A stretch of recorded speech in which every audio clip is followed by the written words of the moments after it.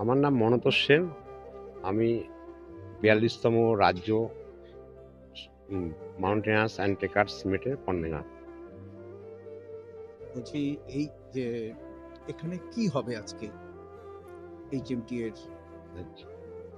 HMT এর উদ্যোগে ৪২তম রাজ্য সম্মেলন রায়গঞ্জে অনুষ্ঠিত হচ্ছে।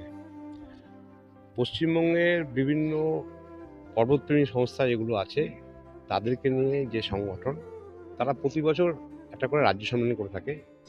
তা ৪২তম রাজ্য সম্মেলন রায়গঞ্জে অনুষ্ঠিত হচ্ছে। ২৮তম আমরা রায়গঞ্জে করেছিলাম। এবছর রায়গঞ্জে আব্দুলঘাটা ফরেস্টে করেছিলাম, আব্দুলঘাটা ফরেস্টে হয়েছিল।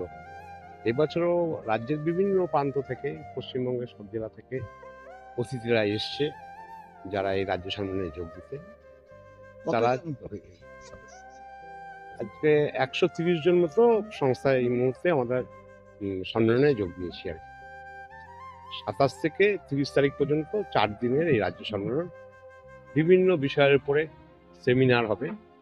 আমাদের পর্বত অভিযান বা বিভিন্ন যে ট্রেকগুলো করি তাতে যে সুবিধা অসুবিধাগুলো থাকে সেগুলো এই সম্মেলনে তুলে ধরা হয়।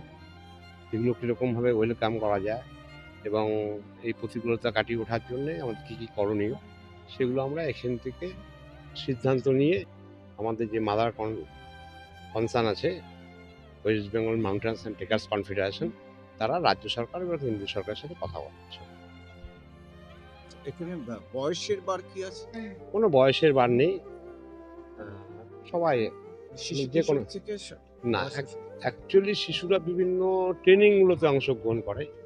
এটা যেহেতু অর্গানাইজেশনের রাজ্য সম্মেলন, আচ্ছা আচ্ছা। সেহেতু এখানে সাধারণত ১৮ বছরের ঊর্ধ্বের ছেলেরাই পার্টিসিপেট করেছে। মূল উদ্দেশ্যটা কি? আমাদের অ্যাসোসিয়েশনের মূল উদ্দেশ্য যে বাচ্চাদেরকে আমাদের লিডারশিপ তৈরি করা। যে সর্বক্ষেত্রে লিডারশিপ ছাড়া সে বাচ্চা সাকসেসফুল হওয়া খুব কঠিন। এবং আমরা ৬ বছর বাচ্চাদের থেকে শুরু করি বিভিন্ন রকম camp, nature camp, adventure camp এবং তারপরে আস্তে আস্তে ট্রেকিং, এক্সপিডিশন এগুলো করে থাকি। এবং এগুলো করলে পরে তাদের ডিসিপ্লিন সম্বন্ধে একটা আইডিয়া তৈরি হয় এবং সবচেয়ে বড় কথা এরা লিডার তৈরি হয় এবং তারা পরবর্তীতে তাদের নিজের জীবনে কাজে লাগে।